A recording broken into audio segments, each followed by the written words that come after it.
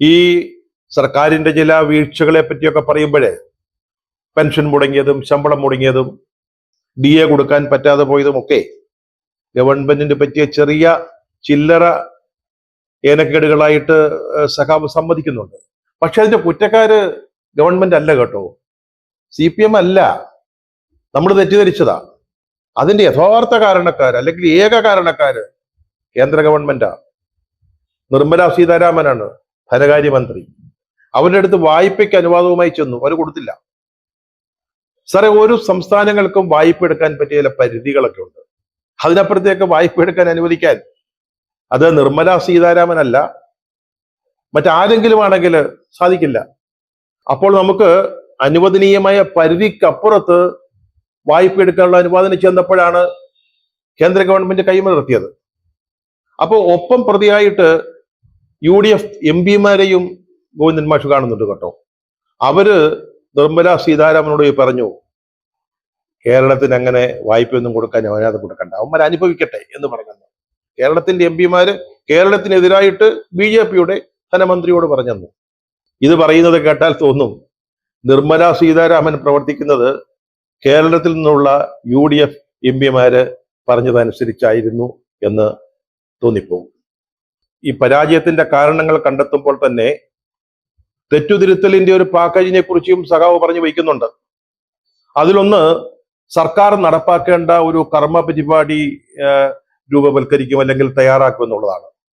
നിങ്ങൾ അതുമായിട്ട് ഇനിയും കേന്ദ്രത്തിന്റെ മുമ്പിൽ ചെന്നാൽ ഏതാണ്ട് ഇത് തന്നെയായിരിക്കും സംഭവിക്കുക.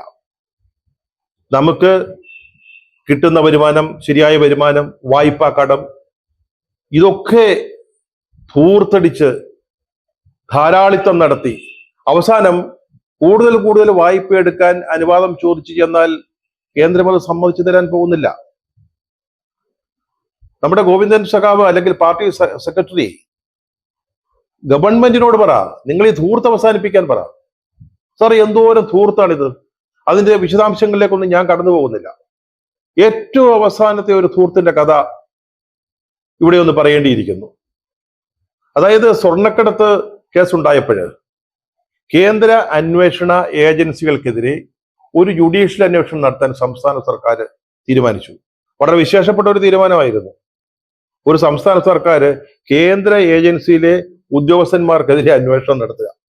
അതിന് ജസ്റ്റിസ് VK മോഹൻ എന്ന് പറയുന്ന ഒരാളിനെ കമ്മീഷനായിട്ട് നിയമിച്ചു. പക്ഷേ ഹൈക്കോടതി ആ തീരുമാനം റദ്ദാക്കി, സ്റ്റേ ചെയ്തു. കഴിഞ്ഞ 3 വർഷമായിട്ട് ആ സ്റ്റേ നിലനിൽക്കുകയാണ്. ഇതുവരെ അത് വെക്കേറ്റ് ചെയ്തിട്ടില്ല. പക്ഷെ സർക്കാർ എന്താ ചെയ്യുന്നത്? ആ കമ്മീഷനുള്ള കാലാവധി ഓരോ വർഷവും നീട്ടിക്കൊടുത്തുകൊണ്ടിരിക്കുകയാണ്. ഇതുവരെ ഒരു കടലാസ് അനക്കാൻ ആ കമ്മീഷന് സാധിച്ചിട്ടില്ല. 2023 ഫെബ്രുവരി വരെ ഈ കമ്മീഷന് വേണ്ടി 83 ലക്ഷം രൂപ ചെലവഴിച്ചു എന്നാണ് മുഖ്യമന്ത്രി നിയമസഭയിൽ ഒരു ചോദ്യത്തിന് ഉത്തരമായി നൽകിയ മറുപടി.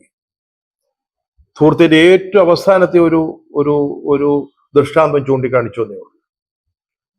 ഈ നാണം കെട്ട തോൽവി കഴിഞ്ഞ് അതിന്റെ പിറ്റേന്നുമാണ് ഈ സർക്കാർ 5-6 കോടി രൂപ ചെലവഴിച്ച് തിരുവനന്തപുരത്ത് ലോക മലയാള സമ്മേളനം നടത്തിയത്.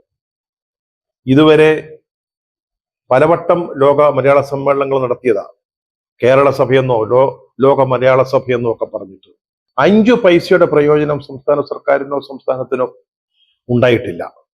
അപ്പോഴാണ് ഈ തെരഞ്ഞെടുപ്പ് പരാജയത്തിന് തൊട്ടു പിന്നാലെ വാസ്തവത്തിൽ അത് കേരളത്തിലെ ജനങ്ങളെ നോക്കി കൊഞ്ഞനം കാണിക്കുന്നതിന് തുല്യമാണ്. അവരാണിപ്പോൾ DA ശമ്പളം പെൻഷൻ കൊടുക്കാത്തതിന് കേന്ദ്ര സർക്കാരിനെ കുറ്റം ചുമത്തുന്നത്.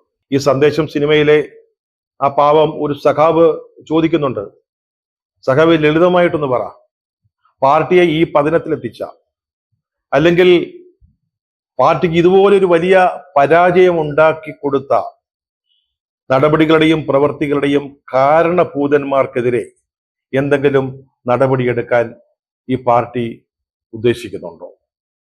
പ്രിയപ്പെട്ട ഗോവിന്ദൻ സഖാവേ, ഈ പാർട്ടിയെക്കുറിച്ച് ഉത്കണ്ഠയുള്ളത് ലക്ഷക്കണക്കിനായി വരുന്ന പാർട്ടി പ്രവർത്തകർക്കും ഈ പാർട്ടിക്ക് എന്തെങ്കിലും സംഭവിച്ചാൽ അതിന്റെ ലാഭം BJPക്കാണല്ലോ എന്ന് മനസ്സിലാക്കുന്ന എന്നെ പോലെയുള്ള സാധുക്കളായ കുറെ ആളുകൾക്കുമാണ്.